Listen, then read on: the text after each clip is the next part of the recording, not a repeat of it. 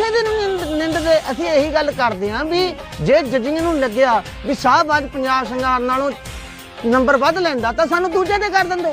ਤੁਹਾਨੂੰ ਕੀ ਲੱਗਦਾ ਪੰਜਾਬ ਸ਼ਿੰਗਾਰ ਸ਼ਾਹਬਾਜ਼ ਨਾਲੋਂ ਬੈਟਰ ਹੈ? ਅੱਜ ਦੀ ਘੜੀ ਬੈਟਰ ਹੈ। ਅੱਜ ਜਾਂ ਮਹੀਨਾ ਪਾ ਲਓ, ਉਹ ਵੀ ਤਿਆਰੀ ਕਰ ਲਈ, ਅਸੀਂ ਕਰ ਲੈਣੇ ਆ।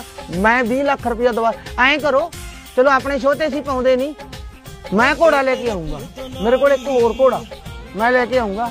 ਗੈਰੀ ਨੇ ਚੈਲੰਜ ਕਰਿਆ ਸੀ ਨਾ, ਗੈਰੀ ਦੇ ਜੱਜ ਗੈਰੀ ਦੇ, ਸਾਰੀ ਇੰਡੀਆ ਗੈਰੀ ਦੀ, ਜਿੱਥੋਂ ਮਰਜ਼ੀ ਘੋੜਾ ਲਿਆ ਆਵੇ ਮੈਂ ਲਿਆਉਂਗਾ ਹਰਾ ਜੇ।